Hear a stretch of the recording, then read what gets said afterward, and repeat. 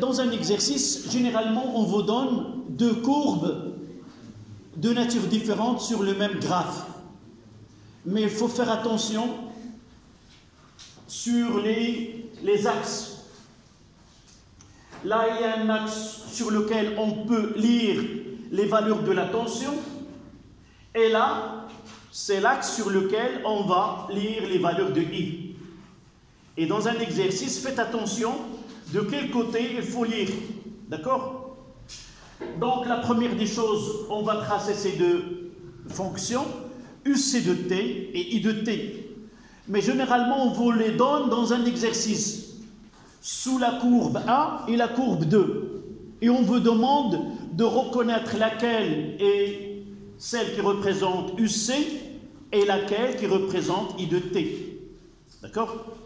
Donc, nous, on va faire le cours et après, on va essayer de discuter comment puis-je les reconnaître dans un exercice où on n'a pas mentionné la grandeur que nous représentons.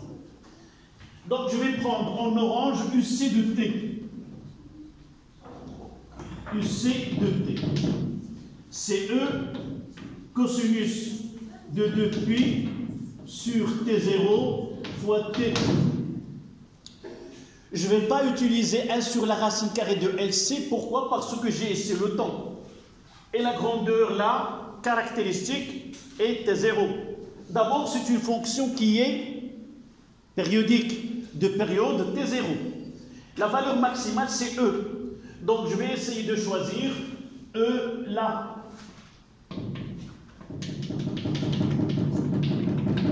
Là, c'est plus E. Et au-dessous, c'est moins E.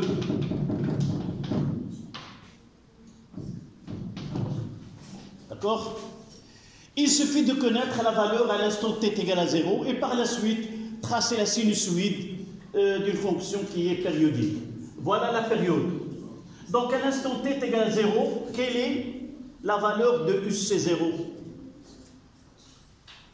On commence à décharger le condensateur et il est soumis à une tension E. Donc, on commence par là. Et de là, on va essayer de tracer, prendre des valeurs.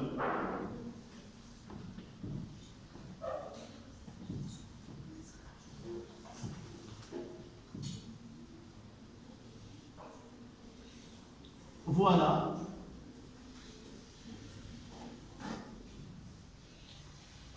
UC de t.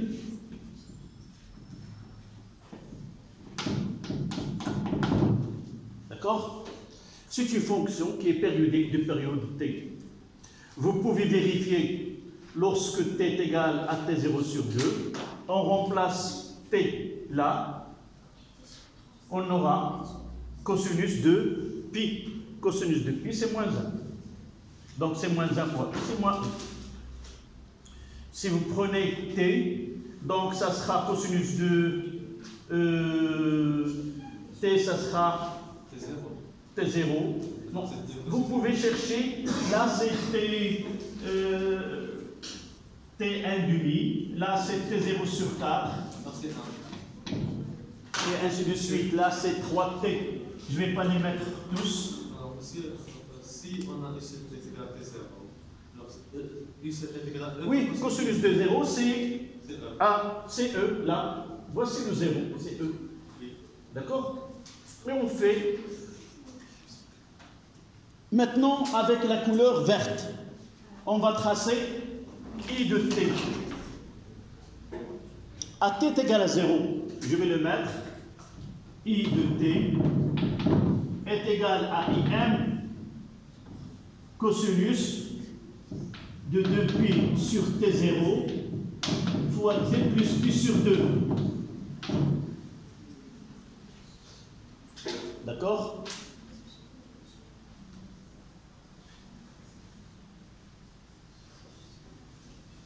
Lorsque t est égal à 0, c'est combien? Cosinus de π sur 2, c'est 0. Donc, on commence par là.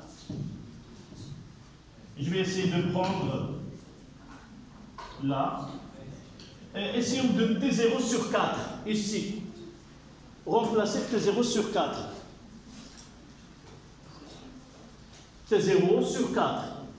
Ça donne c'est pi sur 2 plus pi sur 2, c'est pi, ça donne cosinus de pi, c'est moins 1. Donc on aura une valeur qui est, donc je vais tracer ici, plus IM, d'accord? Et là, je dois le mettre non pas ici, mais là. IM et là, moins IM, du côté de I. Et je trace.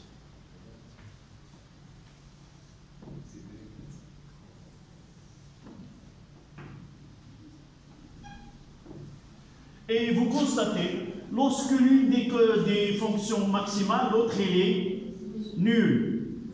Et inversement, c'est la maximale, donc est nulle. Ce qu'on appelle, les deux fonctions sont en quadrature de phase. Là, il est maximal, donc là c'est 0. Là c'est 0, donc il aura une valeur maximale. Là maximale, donc c'est 0.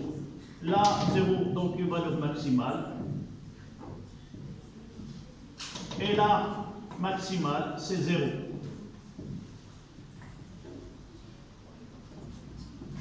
Là c'est I de t.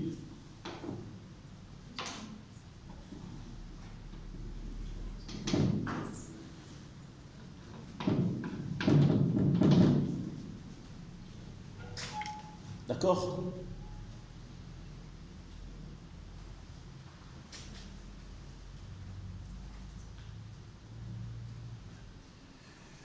Donc, j'ai dit dans un exercice, on vous donne ce schéma. L'une, il est numérotée 1 et l'autre numérotée 2. Et on vous demande déterminer chaque courbe en justifiant votre réponse. D'abord, vous allez écrire l'expression. Il suffit si vous voulez, de montrer que l'une est UC. Automatiquement, ce n'est pas la peine de justifier que l'autre il est I de t. À partir de UC, vous donnez à t égale à 0, vous voyez que est différente de 0. Une différente de 0 et l'autre 0, donc automatiquement celle-là, c'est UC de t. Donc si vous identifiez celle-là comme UC de t, donc c'est automatiquement l'autre, ça sera I de t. D'accord? À noter que la courbe de Q de t, elle a la même allure que UC de t. Parce qu'entre les deux, il y a un facteur un coefficient de C. C'est-à-dire, je peux effacer UC, mettre Q de t, et j'aurai ici Q max et moins Q max. Et la même allure est pour Q de t. D'accord?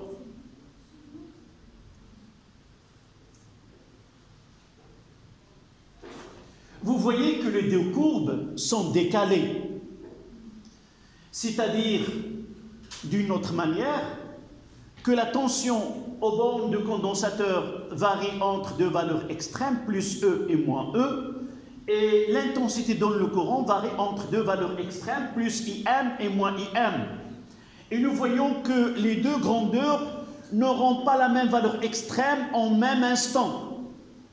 Celle-là a une valeur maximale, mais tandis que I, il a une valeur maximale après. Plus E, plus IM. Donc, on dit que celle qui vient juste après, à partir de 0, on dit que la fonction, la I de t, elle est en retard par rapport à la fonction UC de t. C'est-à-dire, c'est d'abord le condensateur atteint sa valeur maximale, et juste après, l'intensité dans le circuit va atteindre sa valeur maximale. On peut déterminer ce qu'on appelle le déphasage. Oui, il y a un retard. Donc, là, on parle d'un retard temporel entre les deux, mais on parle d'un déphasage, un décalage. On peut même déterminer le décalage temporel entre les deux ou le déphasage entre les deux.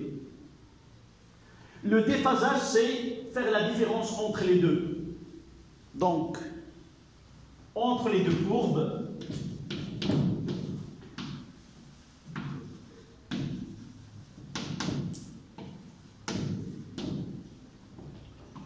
UC de t et I de T, il y a un déphasage.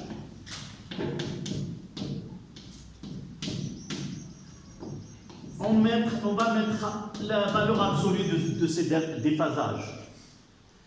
On prendra la phase de l'une moins la phase de l'autre, avec la valeur absolue. La phase ici, totale, nous l'avons déjà définie, c'est 2π fois T, 2π fois T sur grand T0, moins 2π fois T sur T0, moins pi sur 2. Ce qui reste là, c'est que le déphasage est égal à pi sur 2. D'accord?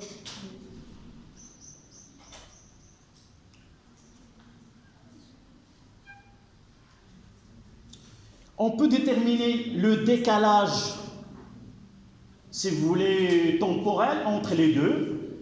Nous savons que delta de phi est égal à oméga 0 fois delta de t.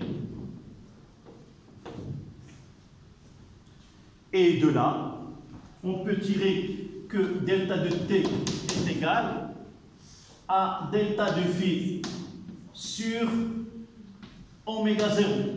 Et si nous remplaçons delta de phi par sa valeur, est égal à pi sur 2 divisé par 2π sur T0.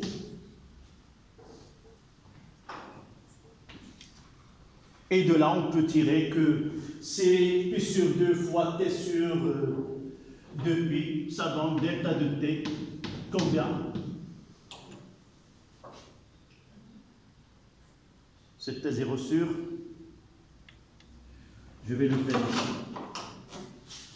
C'est pi sur 2 fois l'inverse, fois T0 sur 2π. Le pi se simplifie, ça donne T0 sur 4.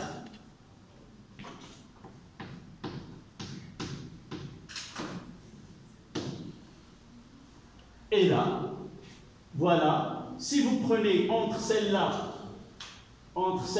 et celle-là, c'est le 1/4 de la période. De là à là, c'est le 1/4 de la période. C'est ça le décalage. C'est delta de t.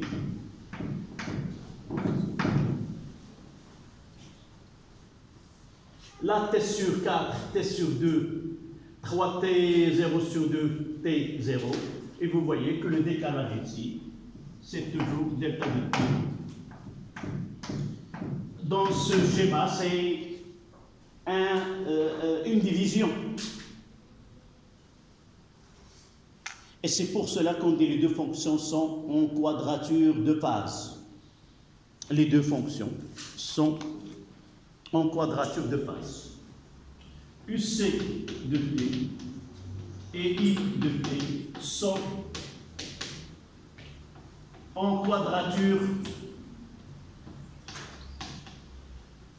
de phase. الدالتان على تربيع في الطور. دالة UC de t و I de t دالتان على تربيع في الطور. تربيع في الطور لأنهم مقسوم على 4. D'accord?